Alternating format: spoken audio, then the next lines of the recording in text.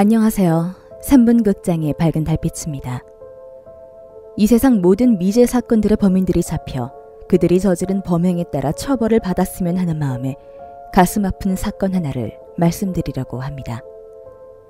항상 이런 범인들은 우리 주위에서 선량한 얼굴을 하고 있고 오히려 바른 생활을 하는 사람으로 인식되어 온 경우가 많습니다.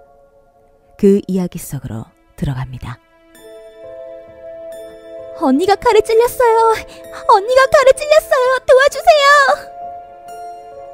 한 여자아이가 맨발로 길거리에서 사람들에게 도움을 요청하며 다급하게 외칩니다.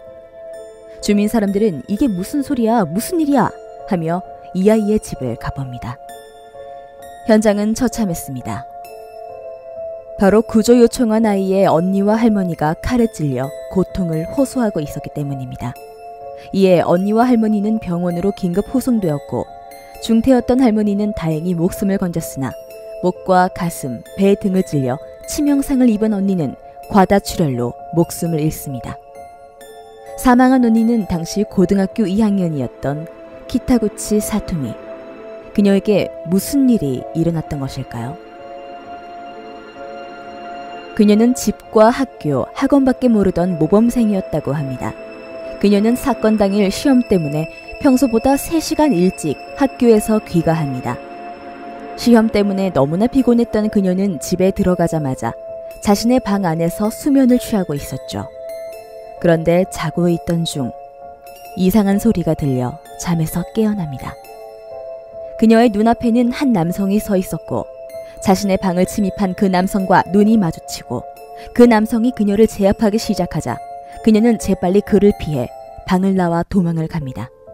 그녀는 계단을 달려 내려갑니다. 하지만 현관 앞에서 그 남성에게 붙잡혀 칼을 찔리게 됩니다. 그리고 그녀가 비명을 지르자 비명을 듣고 온 사토미 할머니에게도 칼을 휘두릅니다.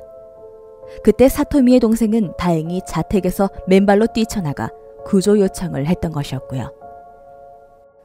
그 후 경찰은 30만 명의 조사원이 투입되어 온 힘을 다해 범인을 찾습니다.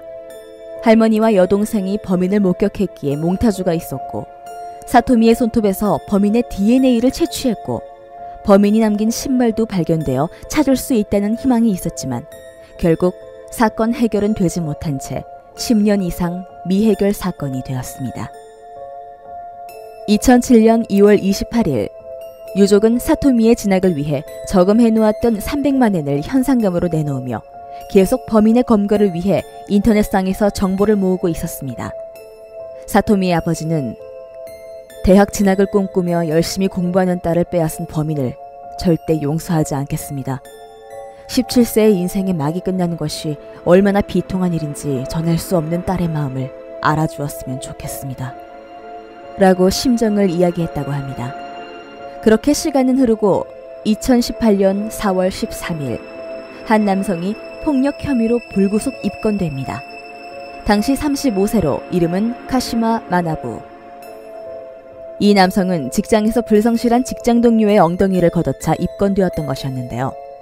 이때 확인된 이 남성의 지문과 DNA가 14년 전 사토미 살인사건의 범인과 일치한 것으로 확인돼 경찰은 이 남성을 체포합니다. 그리고 카시마 마나부는 14년 전 사건에 대해 입을 엽니다. 당시 20대 초반의 회사원이었던 그는 자전거를 타고 히로시마에 놀러 왔다가 길에서 지나가는 사토미를 보고 집까지 따라갔고 성폭행을 시도하려 했으나 사토미가 강하게 저항하자 칼로 찔렀다고 범행을 자백합니다. 그렇게 장기 미해결 사건으로 남게 될 뻔한 이 사건은 14년 만에 범인이 잡히게 되죠. 여기서 더욱 충격적인 것은 카시마 마나부는 평소 10년 넘게 지각 한 번 한 적 없는 성실한 직원이었고 회사 사장은 그의 모범적인 태도가 마음에 들어 현장 감독까지 맡겼다고 합니다. 또 함께 살고 있는 부모의 말에 따르면 그 14년 전 사건 이후에 아무런 내색 없이 평범하게 회사에 나갔다고 하는데요. 이 글을 접하면서 화나고 분했지만 그래도 범인이 잡혀 장기 미해결 사건으로 남지 않은 게 다행이라고 생각합니다. 3분 극장의 밝은 달빛이었습니다.